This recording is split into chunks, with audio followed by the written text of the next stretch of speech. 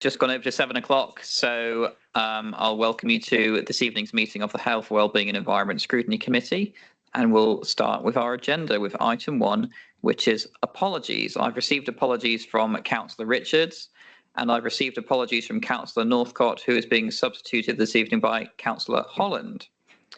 Are there any additional apologies? No, thank you very much. Item 2, we have... Apologies from Leslie Richards. Yes, Councillor Richards, noted, yeah. Okay, I didn't have that noted down, but Councillor Casey Hume, you're substituting Councillor Richards. All right, thank you very much. Item 2, declarations of interest. Do we have any declarations of interest? No, thank you very much.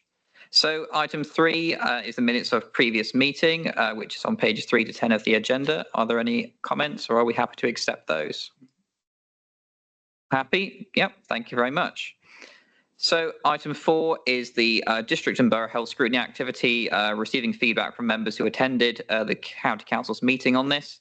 There was a meeting on Monday. Unfortunately, wasn't able to attend, but have been sent the training slides. It was essentially a meeting of induction for the new members and the role of the committee.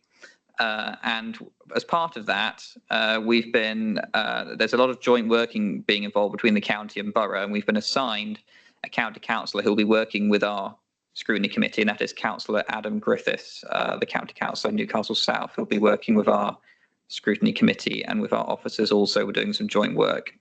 And apart from that, there's nothing else to update on the work of the committee, because of course there's still a lot of work to do on inducting new members. But when there's further to report, then we will report back on that. Okay, are we happy to move on from that? Nothing else to add at the moment, but I will keep the committee updated. So item 5, we have the policing antisocial behaviours in the borough.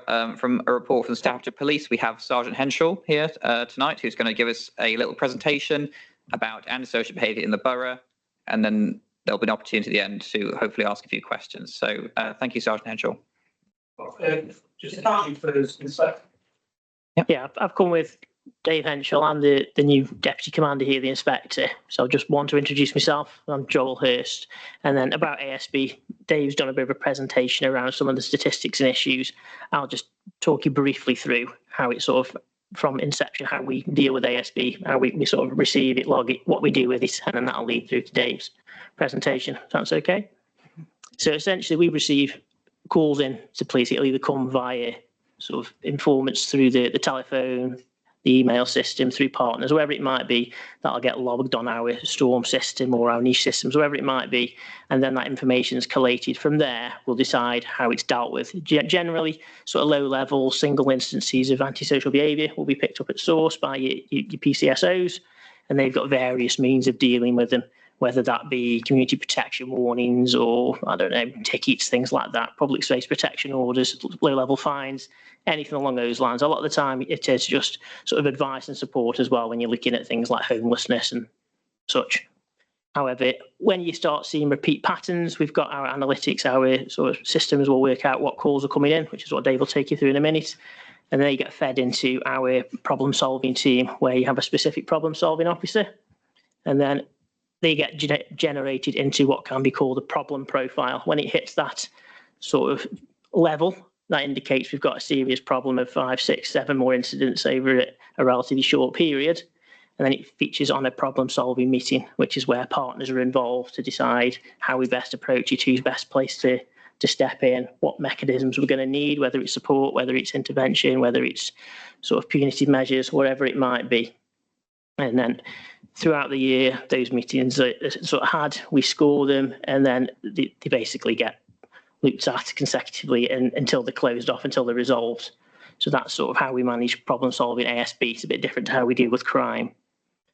How we're looking at the moment, the most serious problem we've got is, as Dave will take you through in a minute, probably nuisance bikes. That's creating us the biggest amount of calls we're getting. You do get seasonal ASB, things like, I don't know, the light nights, nuisance use, winter snowballs, things like that, and you tend to get the things which are sort of throughout the year, sort of deep-seated sort of homelessness, the town centre, drink-related things like that. That's something we deal with throughout the year. But yeah, we have got set procedures in place to tackle ASB specifically. Okay. Thank you all. Please forgive me first off if I'm not looking at you all and craning my neck around. This one got dropped on me, so I've put this together just to give a bit of an idea over what we're looking at in terms of antisocial behaviour statistics and how we are year on year. So what you can see up on the screen at the moment is how we compare with last year. So roughly we're in line and stable with the amount of incidents that were recorded. So as you can see just below, there's a breakdown into how we actually record types of antisocial behaviour. So at the top is community nuisance. As you can see with the numbers there, you're talking over 1,300, nearly 1,400. Those are issues that affect the wider public. So where you're talking about off-road motorbikes, graffiti, which wouldn't necessarily come under damage, but may come under antisocial behaviour. Groups of youths congregating, causing just general nuisance. Underneath that, you then have environmental. As you can see, there isn't a great deal on there.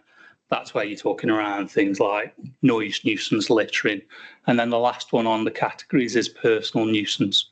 That's generally where it's affecting an individual or a very isolated number of people, your neighbour type disputes. So we're on track as to where we hope to be. We'd obviously like to see it coming down from there, but based on a year, that's not too bad. Okay, great. There you can see the classifications. It's I'm struggling with my glasses, so I will just the highest one there. So on the end, what we've got there is a breakdown into the different areas. So what we have is called readily identifiable areas. So Chesterton will be one. You'll have Clayton, Westbury Park, the Westlands, another one. The town centre. So on the screen there, the one on the far left, that's Newcastle town, and you can see on the heat map where all the congregation of incidents are. So by far and away, the town centre is the biggest issue for us in terms of locations. Clearly, that's not off-road bikes, but when we go on to Craig, if you want to. So then when you start looking at the community nuisance, again, this is where it's having that wider impact. And same again, you can see on the heat map on the right that it's pretty much around the town centre. Craig, if you want to move on to the next one for me. And there again, just to give a breakdown. So when we start moving into the whole of the location, so that's the ASB figures as a whole, including those three categories. Top of the list there for repeat calls to us is Keele Golf Course. And as I move on, you'll understand why that is. Similar, when you start looking down that list, there are other places which are open spaces, fields, off-road areas, parks. Okay, great. And then broken down again into community nuisance. So the biggest impact on us are incidents or reports that affect the wider community. And there you can see top of the list is Keele Golf Course. So in the last 12 months, we've had 37 calls to service there. Within the last 90 days, we've had a dozen. That's great. And there we come to what is, so as the inspector's already alluded to, we have problem-solving meetings. And in those meetings, we're then able to break down, well, what are these calls? Why are we getting so many calls to go to Keele? You're then able to look at what the individual issue is and then start to work out, well, how are we going to deal with this?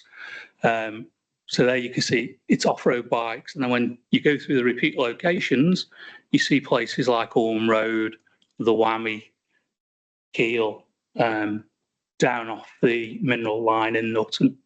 Okay, Craig? So what are we going to do about it?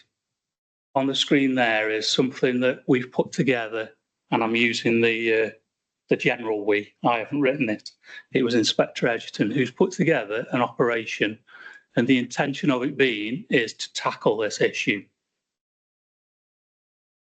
So the presentation that was delivered to all officers on the borough and wider developers to enhance their knowledge around legislation. We've seen so many new issues occurring. So one of the big ones at the moment are the electric scooters. Now, I'm sure you must have seen them zipping around. There is that much in law that officers quite often are having to catch up and try and keep on top of, well, what's the legislation for me to deal with this? How can I address it? If you want to move on, Craig. So one of the things we can do is issue what are called Section 59 notices, and that's under the Police Reform Act. But they can be less effective because we aren't actually dealing with the incident there and then.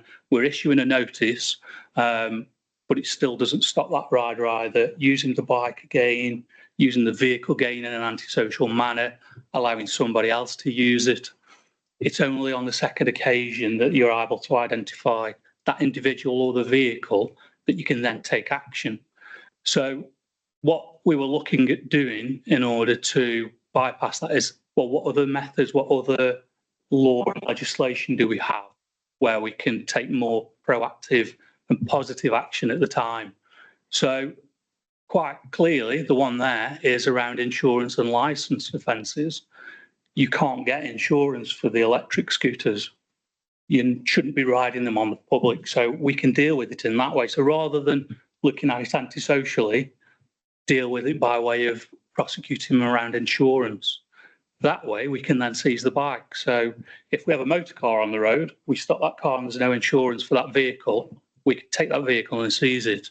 There are other processes that need to be gone through, but ultimately, if they're unable to provide insurance for that, we can then destroy the vehicle. Okay. So this is just to give you an idea of how the officers would do. If you want to just flick through them, Craig, and then I think there's 6. So where we have a suspect at the scene who's on a motorbike or one of these mini motorbikes, they can be reported for summons. If the suspect's not present, but there's a motorbike that's being ridden illegally, we obviously have to consider duty of care towards that individual, and very, very rarely will we pursue motorbikes, purely down to the safety side of it. The last thing we want is someone who's just been a nuisance to be killed because they're being pursued by police officers. But what we can do is, if we recognise the rider, we can deal with it retrospectively. And then the last part, unfortunately, a lot of people who are sometimes quite innocently doing it, parents have bought them an electric scooter not knowing the legislation. I've already said police officers don't all know every bit of legislation and may not realise. So it's about getting the parents in as well, trying to get them on board to support us in what we're trying to do and then reduce any antisocial behaviour, but also prevent them from having potentially accidents, having their prized possession seized. And then, so there you can see, again, this was taken from the presentation we gave to officers just to give them that background, that knowledge, so they're able to then enforce the legislation, but you can't get insurance for them. It just isn't there. We've looked into it. And then the last one, Craig, so just to give you an idea of the results, so we've had dedicated patrols out on specified days, purely ring-fenced to target this issue. We've also had the fixed wing playing up on operations so that we get greater coverage. We're able to then follow vehicles safely without them believing they're being pursued and putting them at risk. We're working in collaboration with housing so that if any people who are persistently causing issues, we can look at, well, what's in their tenancy agreement? Is there something that they can be challenged through housing? We're using CCTV, so we're putting it out on social media. Send us images. We have a database, so we might not have a registration, but we might have a good picture of that rider who may not have a helmet on, and then if we can identify them, we can go after the fact. We've got CCTV footage, view riding an off-road bike all over Kiel, old golf course, and deal with it that way. The database is a brand new thing we've got, and we are trying to push it out wider across the whole of the county so that we have a whole list or catalogue of images, and then we can deal with the individuals. And hopefully, as I said at the very start, try and get that number of incidents around issues impacting the wider public to decline. And that's it. I think I've waffled enough. I hope I've not bored you all and provided some information around what we're trying to do to tackle antisocial behaviour and one of the most prominent problems at the moment. Thank you. Thank you very much. Do any councillors have any questions for the officers? Yes, Councillor Wheeldon. Right at the beginning, you said you do a problem profile, which sounds great, but is that a profile of the person, for individuals, groups of individuals, or is it a profile of the repeated activity that gives concern, or is it both? It could be either. So it could be if one person, say, has rung the police 15 times in the last week about something that gets generally gets classed as antisocial behaviour or whatever it might be, then you would look at that person would be a problem profile where you allocate an officer to sort of own that issue. Or it could be an address where you're getting a sort of, I don't know, either a drug house or persistent antisocial behaviour, and we're perhaps looking at sort of injunctions or legislation to try it. So the address would then become the problem profile. Or, as with Keele Golf Course, a whole area could become a problem. But it all depends on what the specific issue is. But it's quite flexible. It's the problem rather than the individual, the address, wherever it might be, and it gets sort of allocated its very own sort of problem-solving officer or its neighbourhood officer, and then all incidents that come in are then either reviewed or go to that officer to deal with it in its entirety. So you haven't got one incident being dealt with by one officer, one incident by another, and they're not piecing it together and realising how big of an issue it is. That's how the problem profile works. Can I follow that up, please, Chair? Yes. So having identified it as a hotspot, Yeah, to use a risk management terminology. That's what you call them. Yeah. What then do you do? Do you do prevention? Do you do dealing with it and eradicating it? You know, it's all very well identifying it, and I think most people in town could tell you, oh, that's a hotspot, that goes on there, that goes. I mean, I've had my ears burnt today, in fact. Sometimes. But what the constituents want, what the locals want is, right, okay, fine. What are you going to do about it? Not just to deal with that, but to stop it. Yeah. That's the idea of having that problem-solving meeting whereby we're dragging all that information in to one single point of contact who is then able to address it, look at what... How do they address it? It would depend on what the issue is. So as we were talking about off-road bikes, that's been identified as a problem. So we've had the dedicated patrol to police specific areas, specific times and dates. We've used drones, aeroplanes. We've had the social media broadcasts. We've put together specific other operations around officers in plain clothes. We've built up an intelligence picture. So all of these things then come together. But what you don't want is several different officers all having a little pinch at it. I understand that. That's Yeah, I like get some. simplification of it. Well, that's what I'm saying. That so everything we've just come to on there is around education, prosecution, That's what I want to hear. that, and ultimately that's what. How is the best way of doing it? You hit people in the pocket. That prized possession of that motorbike that they've just ripped around the whammy on. They don't want to see us take that and crush it. But ultimately, that's what happens because it will be 9 times out of 10 uninsured. Chances are they're not licensed, not wearing a helmet, and it's about then going down that prosecution route. But it obviously depends on the situation, the individual, and what the incidents actually are. With the, as you're on about there, what you do about the problem, each problem has got its own solution, hasn't it? If we're dealing with a drugs issue, we would look at sort of warrants, enforcement, arrests, dealing with it that way, and then you tackle the antisocial behaviour surrounding it by the underlying criminality. some other issues like homelessness, it's very difficult to arrest someone just for being homeless, albeit you get a lot of complaints about it. It becomes an ASB issue. So we have to deal with that in a different manner by working with rough sleepers and partner agencies, try and get them sort of, I don't know, in work or a house. So you wouldn't necessarily arrest your way and prosecute your way out of that one. But each individual problem will have its own solution. The idea about the problem-solving profile in the meeting is to get all your different partner agencies in, because we might not have the answer to it, but a housing association might, or social services might, if it's to do with persistent missing children who are doing something. So that's the idea, is saying it's not always the police that can fix it. So we get all these other people in, and they might have the answers where we don't, or we might be able to deal with it by some kind of, like you say, prosecution rather than the softly approach, because it's not always the answer, is it? But that's the whole idea around the problem-solving meetings. Last one, Councillor Wheeldon. No, I'll let somebody else. No. Councillor Rees, you wanted to come in. Hi, thanks for taking us through that. It's really useful. Just in terms of the nuisance bikes, I've witnessed a few times now, guys on bikes, no helmets, masks on the roads. So apart from just like the kind of the nuisance value and the, I suppose, the provocative nature of it, is there any other kind of criminal activity linked to this kind of behaviour?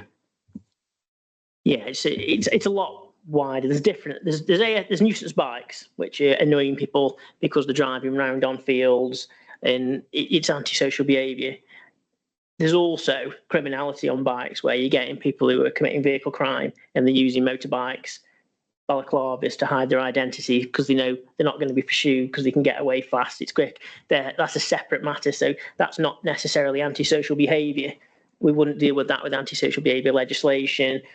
It's a separate thing to the ASB thing. What we would do there is we target it. There are operations, intelligence-led policing, warrants. You've got DNA evidence. There's all sorts of things where that's dealt with in a criminal matter by various teams which are targeted. And again, it's not the ASB thing we've come to talk about, but yeah, we appreciate that's not ASB.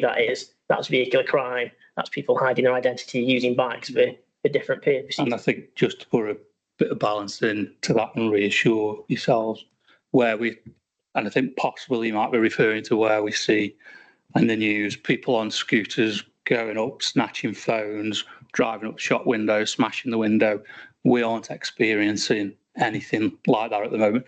You will have the odd incident, but there's certainly nothing that's coming up as any kind of trend or pattern that we've got gangs of mass bikers committing robberies on a regular basis. So fortunately, touch wood, we are not in that nasty position. Nuisance by 2 or 3 people on the back of it. That's right. Yeah. Yeah. We talked about the spreadsheet.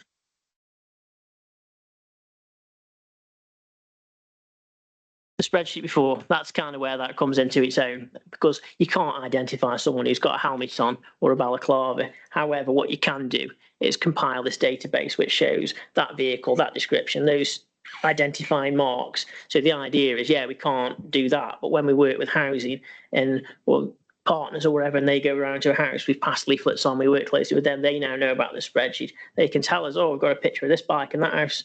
That's on the database from the other day, driving around. All of a sudden we know who owns that bike, where they live, and then we can start talking about dealing with it using the legislation. And so it takes a while. It's not something that will happen in a day or two, a week. It could be 2 months later when another incident occurs, but it just gives us something to work with. Whereas before, someone drives past you in a helmet, with no registration number, you're snookered really, aren't you? This just gives us a way around that.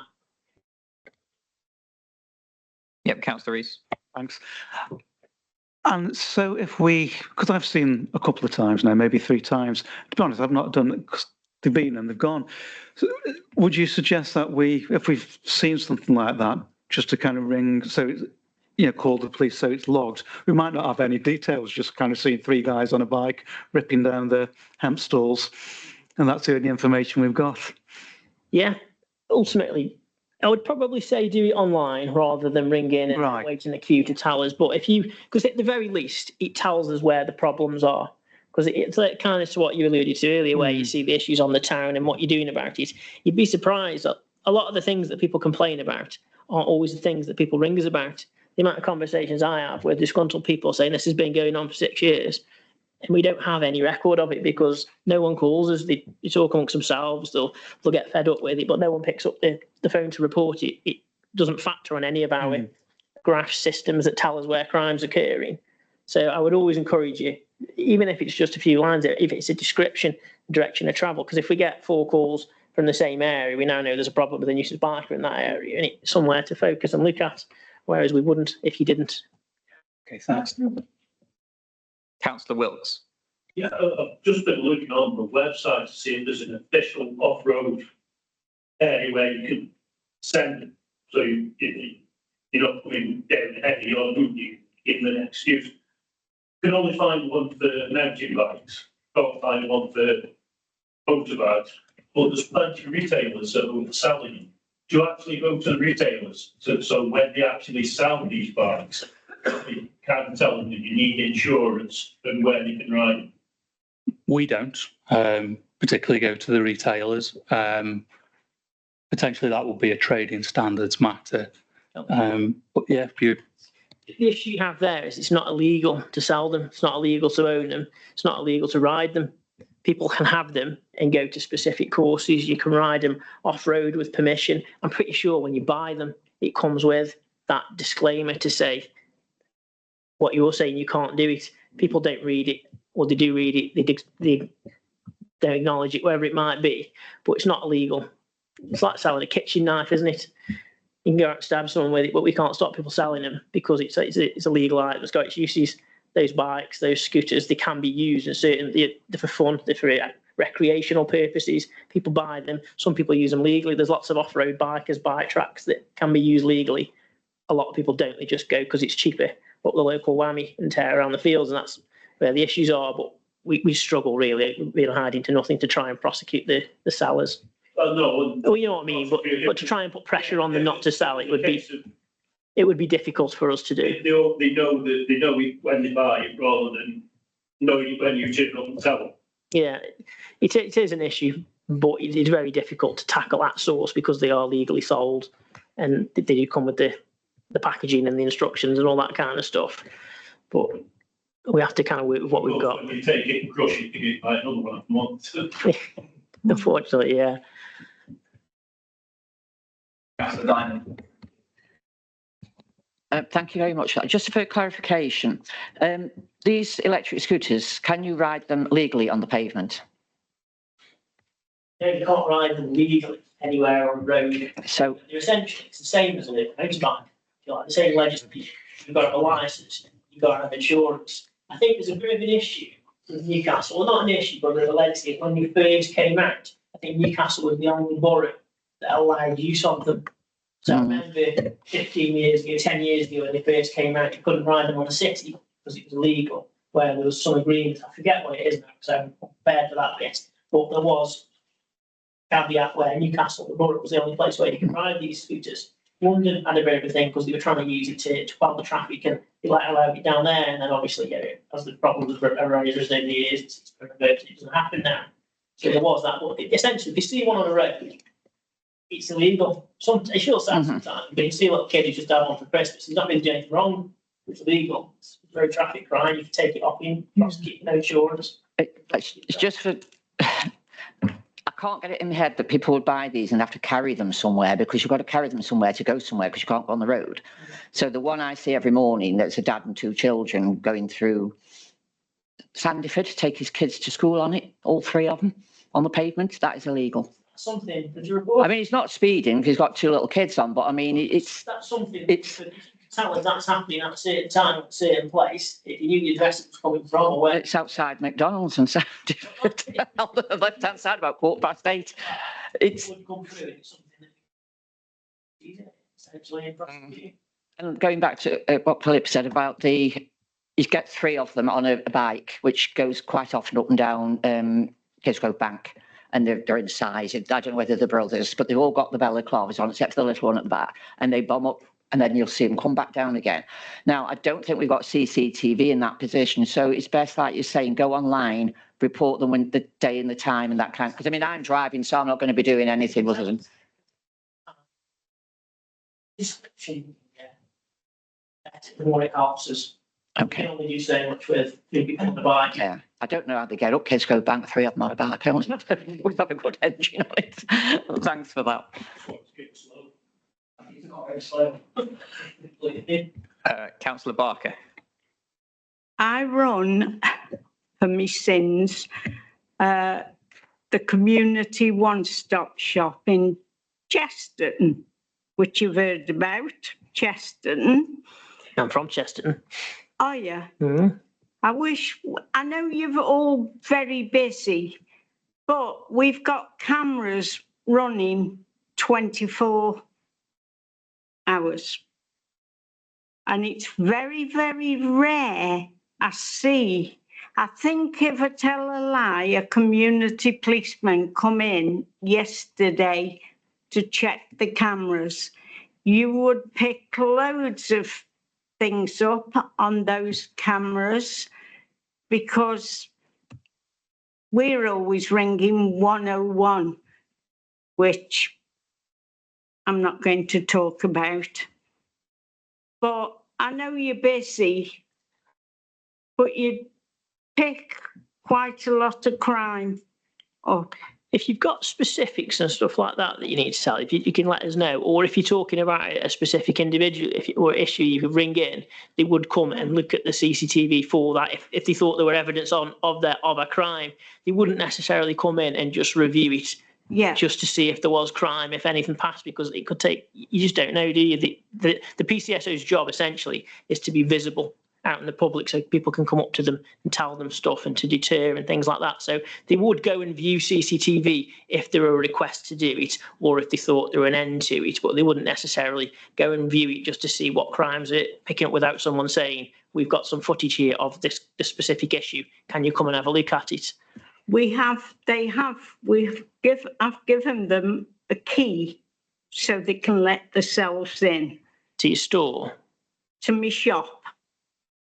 It's a community shop, so anybody from any community can come in if they need advice or they've got problems, they need to contact the police.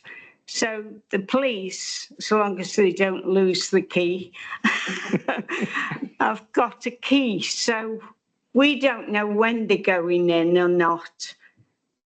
I just check the police box to make sure they've signed in, because they should sign in. So I don't know. It sounds like they know about it. And do you know your local PCSO? Did you speak to them? Yeah, but where have they gone? Where have they disappeared? You said you saw them yesterday. I didn't see them. My volunteer saw one of them. Okay. But I don't know who it is, but I shall go tomorrow and see. But yeah, I'm sure if you speak to them about it and have that chat with them, they would be quite sort of receptive to that, especially if you can tell them there's CCTV there that might have stuff on, especially if you can be a bit specific about what it is. They'd be quite interested in that. Yeah, because they do know we've got cameras. They do know where the tea and coffee is as well. I bet they do. Thank you. Wheeldon. Thank you. I'm trying not to hug, but I've just got so many questions. What are the things, I mean, you've got a group of councillors here representative of their communities, so we know what's going on. And we were actually, I think Councillor Dimmers said, and a number of us, actually unaware. Sorry, have I said Diamond? I'm so sorry. Sorry. I am so sorry. We were actually unaware of a number of things. So the questions I want to ask is, then why haven't you publicised it more? Why haven't you publicised, you must report this. If you report it, we can log it. We're then putting a profile together. There doesn't seem to be, you might have some publicity. Hold it. You might have some publicity, but it would seem that there could be more and better. The second thing is, as far as CCTV is concerned, which is always a great asset to catching someone in, has anyone, and I know you're new to the area and welcome, has anyone on your team done an audit of CCTV availability in these hotspot areas that you've now identified. That would be a good thing to do. And the third point is the use of signage. I cannot see. We have people with motorbikes going over the butts and driving everybody crazy, especially at lambing season and that sort of thing. I cannot ever see any signage that says you must not use it here. If you put that sort of signage up, it means it's an easier job for you if they're actually there with a bike to actually go, you're nicked, love, and we're taking your bike. It becomes unarguable as to I didn't know. Okay, I'll try and address the first one. I believe it was about publicity, wasn't it? Okay, so the whole database and thing, that's quite a new thing over the last month or so. I know we had quite a lot of leaflets printed that they were going to do a leaflet drop, pass out to partners and things like that, and that was going to go on the website. I think if you looked on the last page, there was an example of what was going to go up. I'm guessing that either hasn't yet or it's in the process of being done. But publicity-wise, that's one aspect of it. The other aspect is we don't necessarily, when we do use certain tactics, we don't all like the problem profiles and stuff. We wouldn't broadcast that to everybody because what we don't always want to do is tell people how we do stuff, how we tackle crime, how we tackle antisocial behaviour. So we wouldn't necessarily broadcast the inner workings or the specific detail of what we were going to do. But I take your point about when you're dealing with things like nuisance bikes, if we want information, then yeah, more broadcast, more info you can put out, the better. People need to know that they've got to report it. Mm-hmm. But like I say, there should be something going out if it hasn't done so. And like there was a specific sort of information documents there which were going to go online and leafleted out around the areas. I couldn't tell you if that has or hasn't been done yet because it's literally in the last month or two, and I've only been here a month, so I'd have to double check, to be honest with you. But it is in the offing. It is something that we're thinking about. It is important that we get that message out because we want the calls, we want the information to come in. So I do take your point there, and it is something that we are acutely aware of. The second issue, which was CCTV audits. CCTV audits. Yeah, it's difficult because the CCTV it's obviously controlled by the council. Golf Whiskey, you've got the specific locations where the fixed cameras are. There are certain movable cameras, but it's not. The issue you've got is if you put a camera in an open area, it'll get nicked or broken. And if you stick a camera in a field, which is generally an open field to watch the bikes, it's not going to be there much longer. We tried it in Greenway Hall. We got trail cams that the police can use mainly use it for wildlife and sort of rural crime, stuff like that. We tried that before for the bikes they were using on Greenway Hall golf course. They got broken and stolen. So you generally your fixed ones, which are the high Golf Whiskey Council operated ones, it's very difficult to move them around as and where your problems are. It's quite a process to go through. And the question is, do you know where they are? Has someone audited and we know? pinpointed Yeah, we use them quite. We've got access to a stream of where all the cameras are, so we know where anyone that works on Newcastle will know all where the cameras are. We don't know private. There's lots of private. Everyone's got doorbell footage. Everyone's got sort of CCTV now. So generally where we get a crime, where we get an issue, we will do scene inquiries door to door to go and see who's got footage. Is there anything of this? Your difficulty is things with off-road bikes where we need it. They're generally open spaces away from residential areas. It's usually on either private land where they shouldn't be or parks and things. Sometimes the CCTV, if it's on a park, if it's on a private like somewhere like Keele or wherever it is, we've talked to them about target hardening, blocking it, signs. They won't pay for it. And if they do, they'll argue it'll just get damaged, broke. So we have to work with what people are prepared to pay because it's a lot of the time you're asking somebody to pay for these kind of countermeasures. They're not always in a public park, if you know what I mean. But we do think CCTV is important to us. We do look at where we can do it. I know Clough Hall Park, they've recently had issues in there where we're looking at moving the cameras so there's a greater coverage, but you can do that because it's a park, they're high up, council have got ownership of them, they're on board and willing to move them. It's not always possible, especially when you've got mass open spaces where bikers go because you tend to have your cameras at the entrance and exit. But it is something we look at and we have tried moving them. We've tried various different ones. At varying just different degrees of success, but we are, like I say, we do pay a lot of attention to CCTV and it is something that we look at, yes. That's also the other part of things like the fixed wing plane. where we can record what's happening with the drones. We can record it, so we then have evidence to act on afterwards. As the inspector said around CCTV, you'll never have an audit of privately owned because that many. It can change that I'm sure frequently. But in terms of going back to the database, it's database of images as well as descriptions. So anything we do get, yeah, we can use it after the fact to then address the issue. And then the last one, Signage. signage. I suppose it's something we could look at when we do have discussions when we talk like the problem profile meetings. We talk about target hardening, how to stop bikes getting on. Signs we do talk about. It's difficult because it's illegal anyway. It's illegal to sort of drive these things and go off road. You commit offences by doing that. So to put a sign up to say off-road bike is illegal on it, it's kind of like, well, it's not legal to do it, if you know what I mean. So whether that would be of any benefit, whether it would stop them. You get it for dogs found in pavements. The signage is up there. It's very useful because it is a prevention. It is, and it's perhaps something we could look at. But dogs found in pavements, you're generally talking to your average member of the public who's walking a dog, and you're not talking to someone who's deliberately going out knowing that they've got an off-road bike and making off from the police and wearing a balaclava. They know they're breaking the law.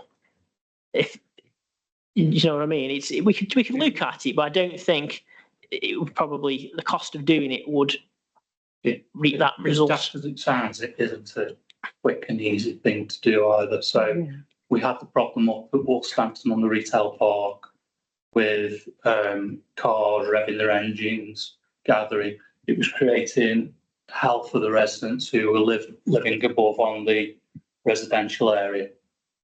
Eventually, yeah, we got signed, we put the signage up, but that was because there's a legal requirement around that aspect of the law with Section 59 of the Police Reform Act to have that. It hasn't stopped the problem. It's moved the problem. They now go down to Starbucks. Yes, we can use that piece of legislation, but as we said, that gives them the warning. This vehicle, this individual has been causing antisocial behaviour. You get a warning. If we look at other legislation, so we're obviously talking around off-road bikes, you've not got your helmet on, you've not got insurance, you've not got a licence. You don't need to have a sign to be able to do that. And the idea behind the education of the officers was that they actually take more positive action at the time. Deal with it now, don't deal with it later. So ultimately, we wouldn't need signs. You'd also need to look at what are we putting signs up to say, where are they going, and then maintaining them. And we've got to look at whether that's also cost effective to do. I think the way we're going will show some measure of success. I'm hopeful that we'll start to see a reduction in the nuisance of off-road bikes. That's a whole lot.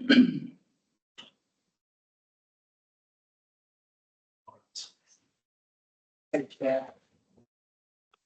you, Chair. In relation to e-scooters, there was a nationwide trial. It was government mandated and it came in during lockdown, which I think is why people perhaps don't remember so much of the detail. The roads were quieter. It was July 2020. It did include Newcastle. Newcastle was a local authority that signed up for it. It did not include the city, quite right. It was never the case that privately owned, operated electric scooters were legalised. The trial was for rental scooters within a particular area. In order to rent one of the scooters, you had to download an app, you had to upload a copy of your driving licence. The scooters themselves, the machinery was speed limited. I'm looking now at the policy paper the Department for Transport wrote after that trial ended, and it was inconclusive, but it did turn out that a lot of these things were misused. A lot of them were crashed. So injuries and incidents were higher than, for example, kids on pedal bikes or roller skates, and the government kicked it into the long grass. So I don't think there is any forthcoming legislation to change the way these things are regulated.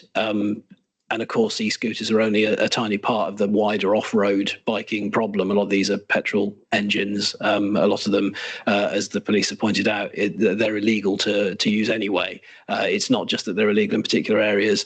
My question was going to be, this committee's responsibility and remit is to scrutinise the work of our administration, and many of the areas which are hotspots for this, including the former Keele Golf Course, are under Borough Council ownership and stewardship. Now, the medium-term solution at the former Keele Golf Course is that they're going to build houses on it. And the entire area will either be protected, as they'll be planting trees on it, trees have already been planted on it, or it will be developed as housing. And both of those things mean that in the future, it won't be such a magnet for this kind of behaviour. But in the meantime, from the police's perspective, is there anything more that this council could be doing as a landowner to be a more effective deterrent? Or is it the case that you think that what this council does is reasonably good and there is nothing more that could be done to deter and to minimise the antisocial behaviour that's caused to people, particularly in Keele and Silverdale? But I appreciate there are other places across the borough where it's also an issue that may be under Borough Council control. Clough Hall Park, the whammy. Thank you. To be fair, I think we usually have those conversations where we talk about target hardening to say, oh yeah, you could look at target hardening for us and perhaps do this. But the reality of it is that will have already taken place. We will have had those discussions about the feasibility of it, the expanse of Keele, that realistically, are you ever going to fence it off? Lighting, will that? These conversations. So yes, there is, but they are had sort of throughout the process that we've got in place. We do have these conversations. We've got good working relationships with the council, essentially, the people that we work with.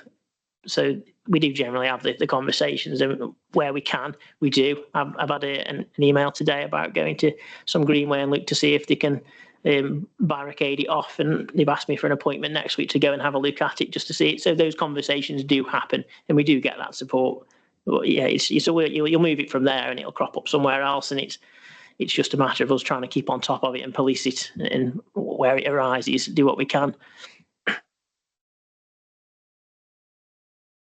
Thank you. I myself, I'm a ward councillor for Silverdale. So this is one of the top issues that gets given to me by residents, and and I know how frustrating it is for everyone, including yourselves and the local PCSO. I know is met with us, and it's just very frustrating because when residents report this, and we know basically when it's happening, and we know some of the people who do it are local, and but she has limited power. As you said, we can't chase them unless they're identified and we have a specific evidence or address. We can't do much about it. So very much for me, it's about deterrence, isn't it? It's about people thinking when they do this, they think they're not going to get caught. That's the reason that they're doing it, and it's repeating. Every Sunday afternoon, I can tell if you go down Silverdale, you'll hear them going around the golf course and around the surrounding areas, or even just going on the road quite blatantly. And without all the correct safety equipment for a start. But my question really is about, we've looked at potential solutions in Silverdale around, we know where they're accessing the golf course, but it's a big space, and we can spend a lot of time looking at one access point that they're definitely using, and we can look at what gate can we put in, and a lot of time and energy will go into it and cost.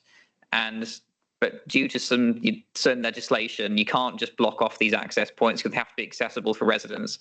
So even if we were able to get some kind of gate and put in there, they'd probably find another route around anyway. So it wouldn't really be a good use of our money.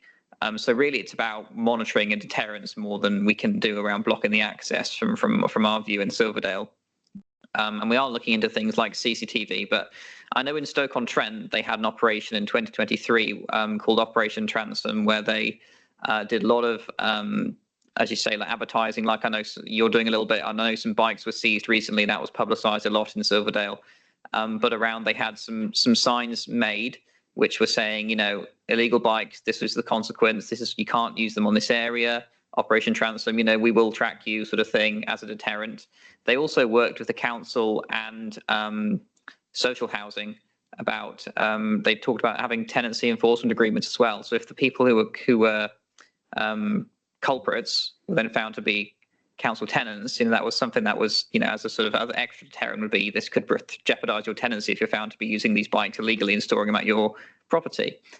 Is that something that is being looked into, and what do you consider are our options around deterrence and also getting information out? Because you're relying on people really reporting each other, I think, because a lot of people, and I can tell you places in Silverdale these bikes are being stored at and coming from, it's hard for people to actually report on their neighbours this is happening. So what are you doing to encourage people to essentially report on the neighbours who are doing this, repeat offenders, but also what other options are there around deterrence that you could look into?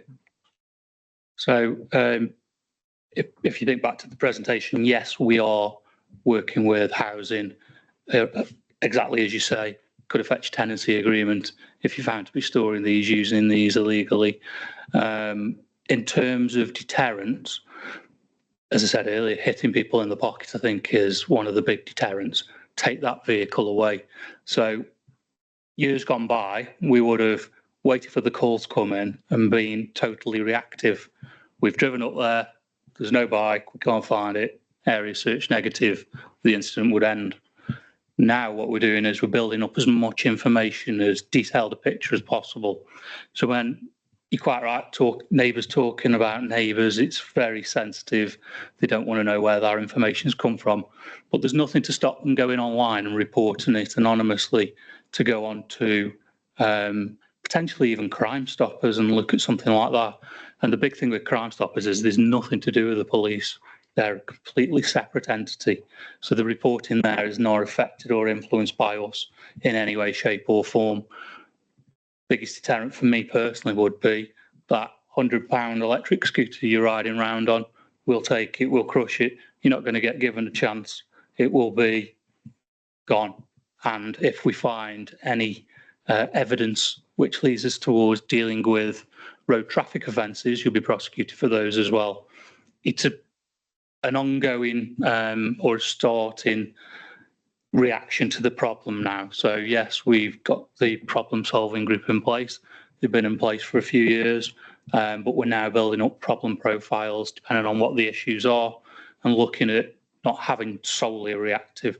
So if you were able to get online and provide all our information, giving as much detail as possible, descriptions of the vehicles, identify marks, who the individuals are, times and dates, the group would then take all the information that's coming in, because you have one single point of contact who owns that. They would then start looking at, well, what do we need to do now to deal with this, and come up with some more creative ideas simply than I'll turn up on the day and have a look to see if the vehicle's there.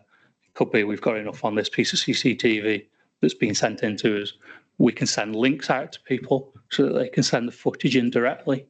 Trying to do that then as a deterrent as well to others thinking, I don't want to spend £100 on that because it's going to, might as well just burn it and see where we go with that.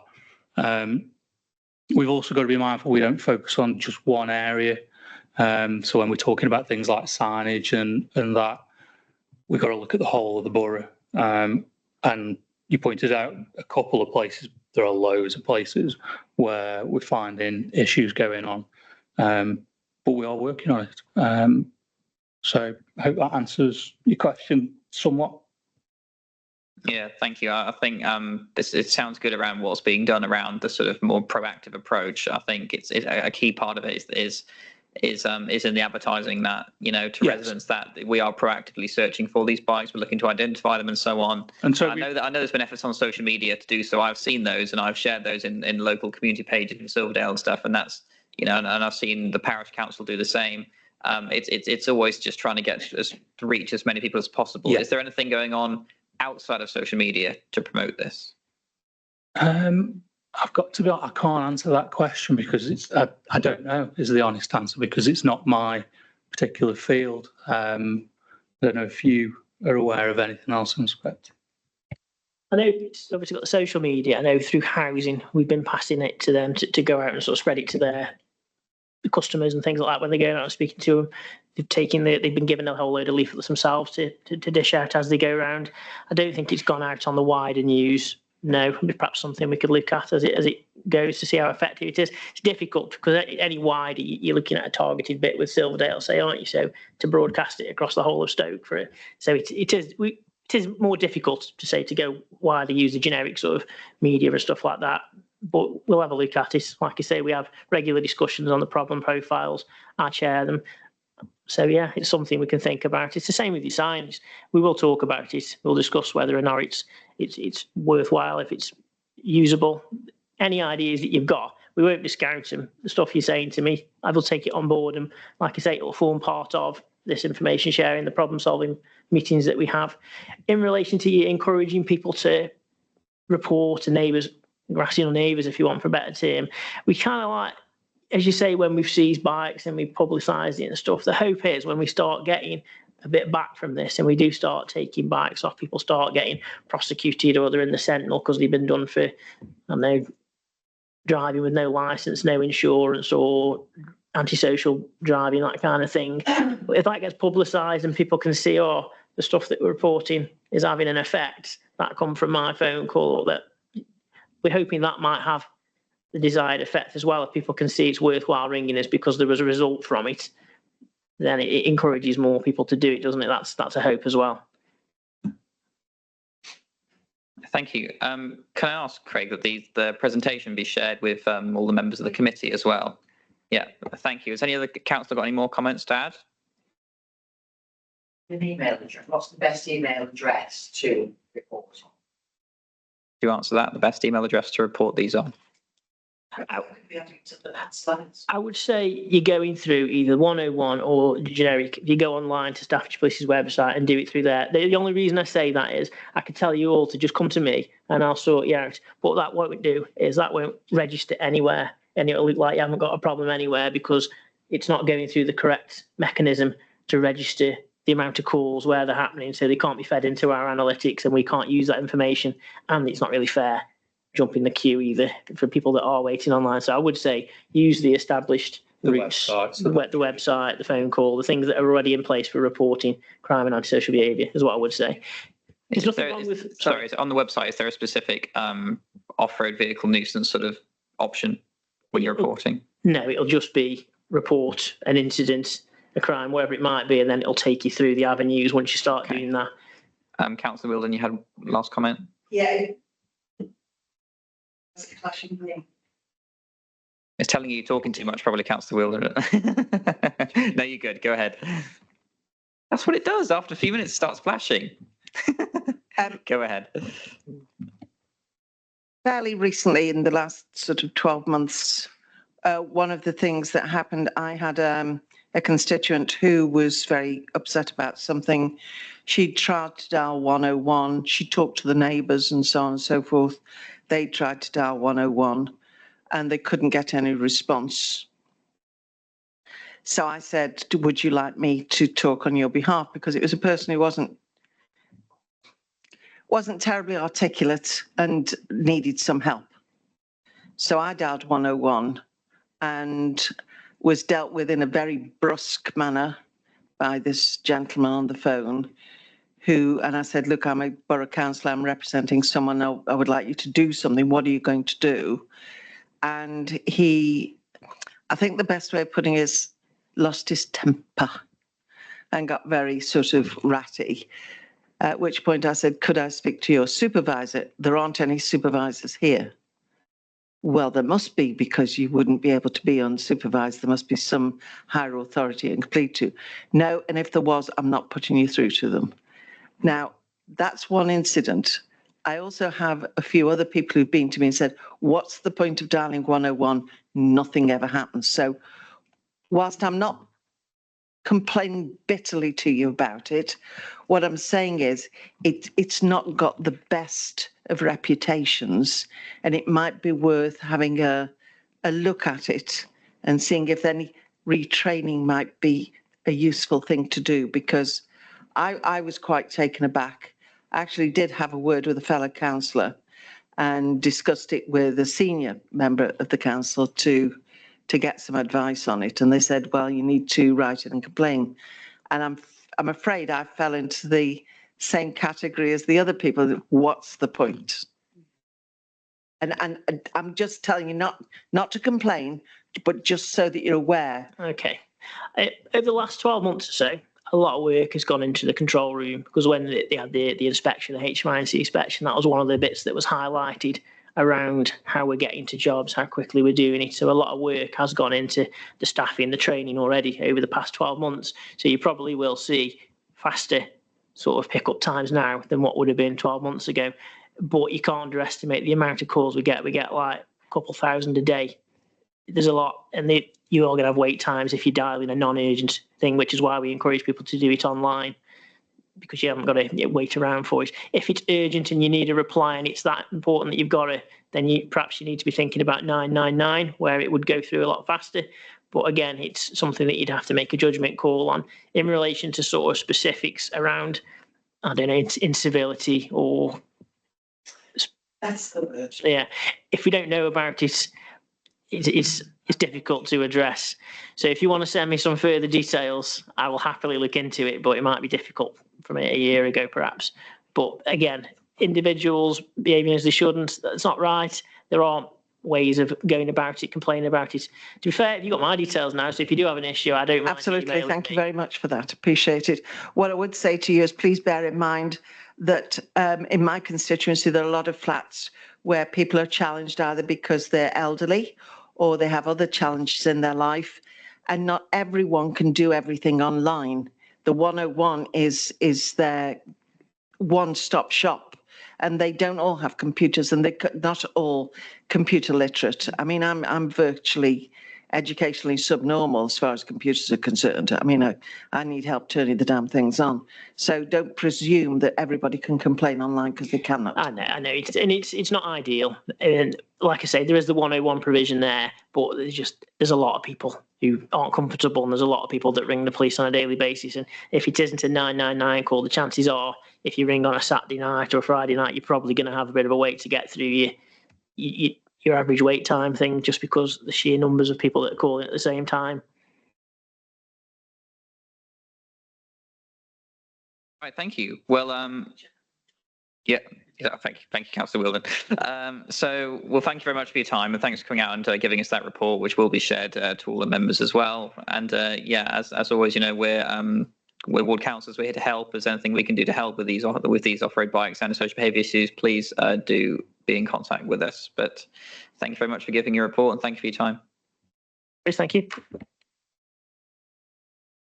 So with that, we'll move on to the next item on our agenda, which is item number 6, which is Wally's Quarry odour issues. So Nesta, are you introducing that one? Thank you very much, Chair. So this is a report that you will have seen in terms of its format quite regularly at this committee and also at Cabinet. So this was the report that was presented to Cabinet at the beginning of the month. So just to give you some updates that happened over the last couple of months. So in terms of an EA update, the EA are obviously using their discretionary powers to arrange works to be carried out on the site to remove the risk of any serious pollution.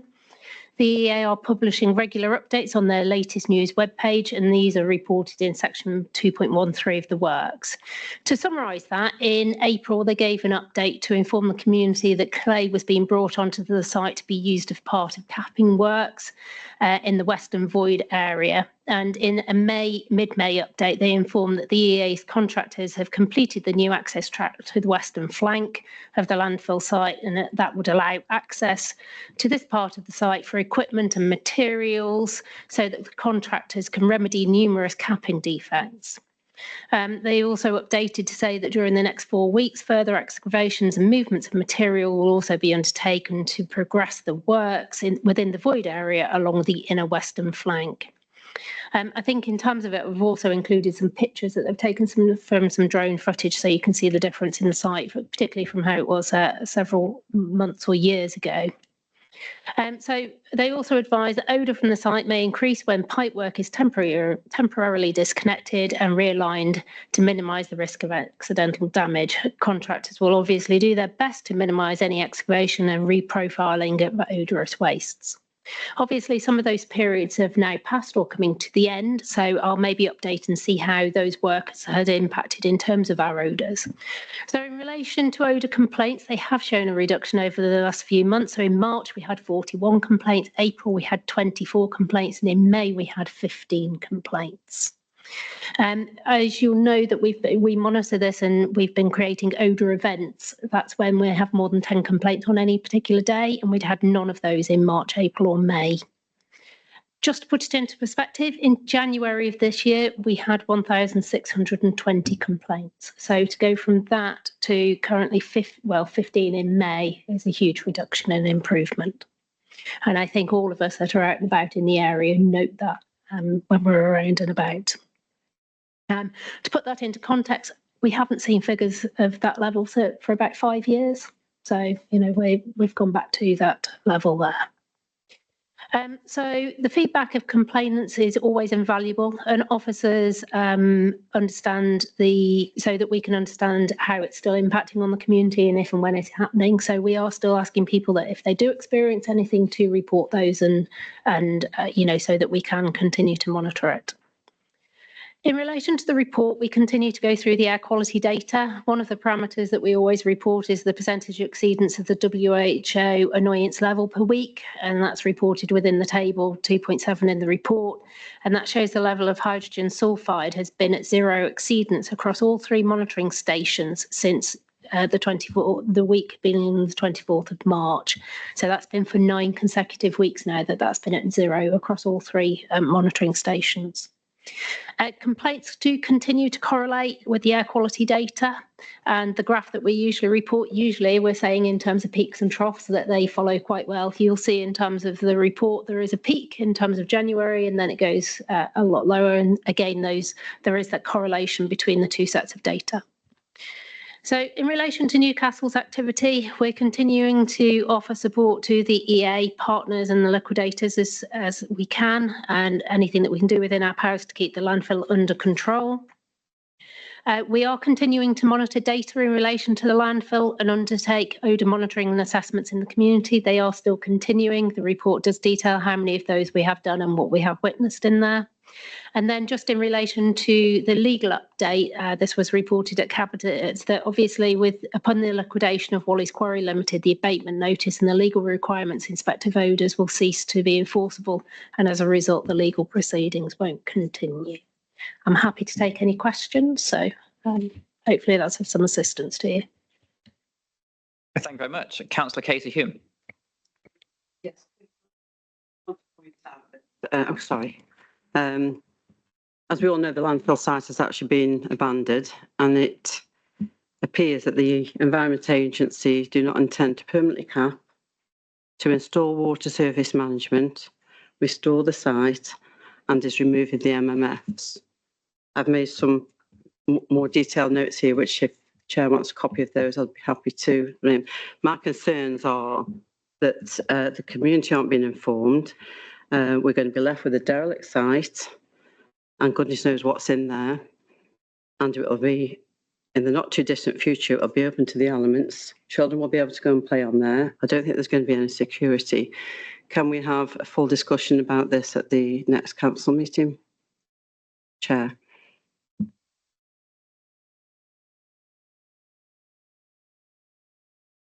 Well, I'd like to hear first if the officer's got any reply to any of those specific points.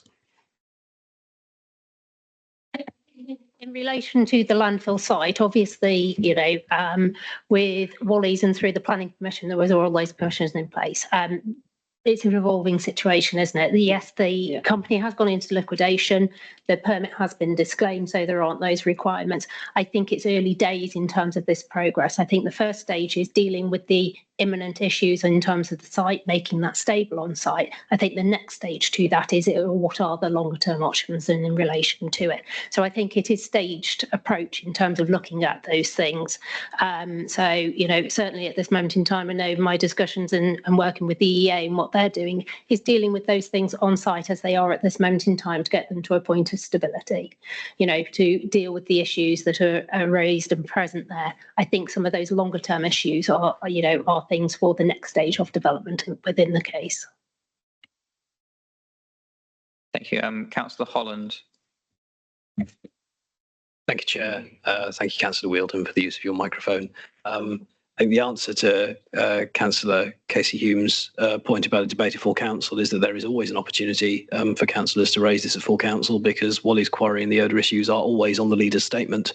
And I encourage anyone who wants to raise such issues at full council to do so, because we should never lose an opportunity to represent our residents on this.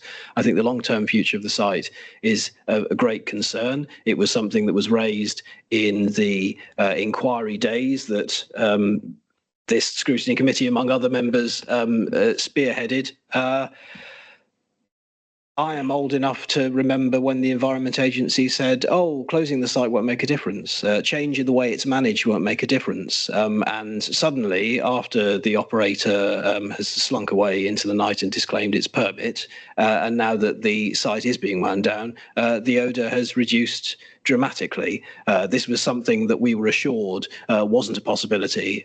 So let me restate what I've said at previous meetings, which is that the Environment Agency are useless. The previous regional management of the Environment Agency should never work again. Those people are awful. They are useless. They are terrible regulators. They did not do their job. And I know that many of them who are at the leadership, who are at the reins of the Environment Agency in our area, covering this site during the worst times for our residents, have moved on. They have simply left in the same way that the operator has gone. And again, the people who were behind that operator should be prosecuted. They should go to jail for a very long time. The regulator was rubbish. The site operator were rubbish. They should not be in the rubbish industry. Councillor Casey Hume does raise a very important point, though, which is that we as a council have to continue to use what our limited powers are to push, and our influence to push those people who can make a difference, to ensure that the long-term remediation of the site is a priority locally and nationally. I know that the leader has previously called on the local MP to be asking for national money for DEFRA, DEFRA's attention and DEFRA's funding to be directed towards the goal of remediating the site and to restoring it such that it does not cause our residents a problem in future. I don't know if I have a question for our portfolio holder or for our officer at this point, except to say that it's very welcome that the odour is reducing. The fight is certainly not over yet, because a lot of damage has been done. Our residents have been poisoned. I firmly believe that the long-term impacts of this is far too soon to say that those have completely unwound. But in the future, what can we be doing as an authority to press the regulator that is now stewarding the site to do more?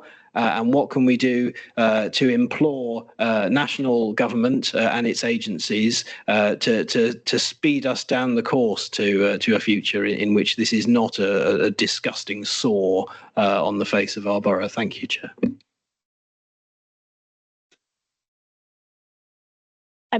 I think in terms of what you said, some of those things that we have the powers and, that we have been doing in terms of pushing local government, the Environment Agency, we're pushing the liquidators, we're pushing central government. I think they're all things that we can continue to do in terms of reaching that ultimate aim. In terms of our legal powers, we're slightly more constrained in terms of some of those. But I think, the things that we have already set in motion, the things that the Scrutiny had said before, and the things, as you've described, have been going on. It's the continuation of those until we get to a point that those actually progress. So, I think, this is a staged process, and the first bit that the Environment Agency are doing is making that site, operate in a more stable environment. I think we've all noticed that improvement. I think that we're all very, very pleased about that. That needs to now be sustained. And then I think the next bit is looking at that long-term solution. So I think the council has made very good points, and thank you for responding to them. Is there a way we can, because really a lot of these questions are ultimately answerable by the EA. And it feels like a while. I know they do their weekly, they do the news updates on the works, they're continuing on the site and so on, and we get some sort of basic overview of what's going on. And the work, it's been nice to see much work going on. It's nice to see the site in a better condition, which really highlights just what a horrendous state it was left in by the operator.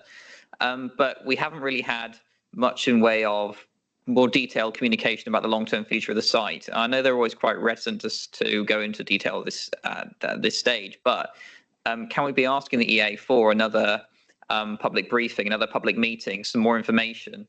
Because surely by now they must have a better idea of what's going to happen in the future. So is that something we can be asking for? Because I'm sure a lot of councillors and a lot of members of the public would like to input on that. And also, have we heard anything specifically about the futures of the MMFs? Because I haven't heard anything about the futures of those. And obviously with them reading 0 for the last couple of months, I'd have thought the EA would be quite keen to take them back, but I think that would be premature at this stage. So have we heard anything about that specifically at this stage?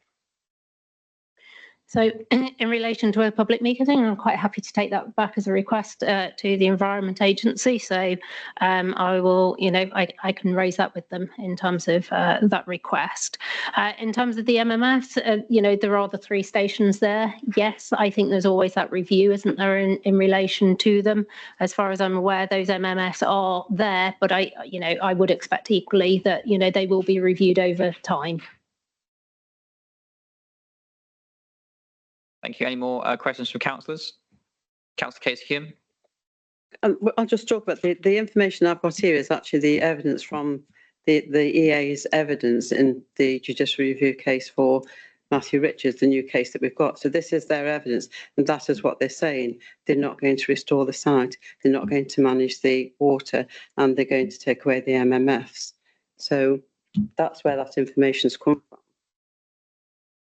Oh, sorry, hang on, sorry. That's information that I'm not party to, so it might be really helpful if we could share that and have a conversation. Thank you. And again, I think that highlights why we need to have an EA, explain themselves a bit more and have a meeting with them, and so they can explain more on these points, because there is a great deal of confusion around these and a lot of anxiety, as you know, of members of the public around the future of this site and how they will look. If that's all the comments on this, then we will. Oh, down there, Councillor Barker, sorry. So can I just ask about this debt? £132,000. This outstanding debt, Warwick's Quarry owed to the council. Have we got any update on that? Or not?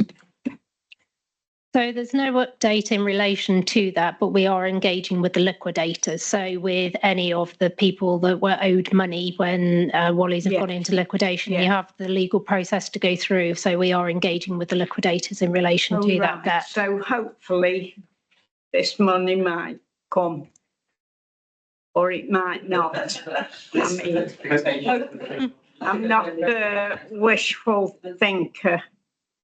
But I just read that and I thought, oh, we can have a rise as councillors. Thank you. Any more questions or comments on this?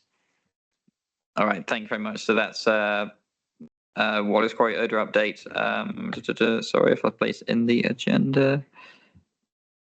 Right, so if we're happy to note that, we'll go on to item 7, work programme, which is on pages 31 to 34.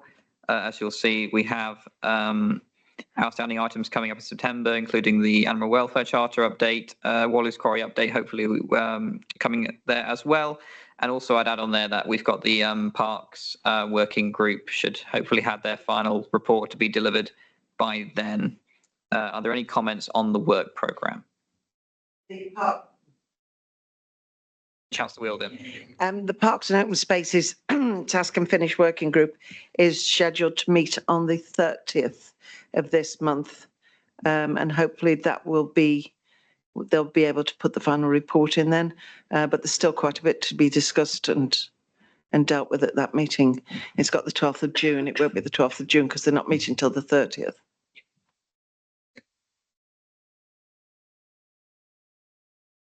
So by September, hopefully we'll have a report done. Yeah, okay, to present. Thank you very much, Councillor Wheeldon. And if there are any more comments on the work programme? No? Okay, in that case, we'll be moving on to the next item, which is public question time, of which there's been no public questions submitted. Item 9 is urgent business, of which there is none. And item 10, the date of the next meeting, I believe was just outlined there, which was the 15th of September. So that brings us to the 15th of September. that brings us to the last item. So the agenda is concluded and I can close the meeting. Thank you very much.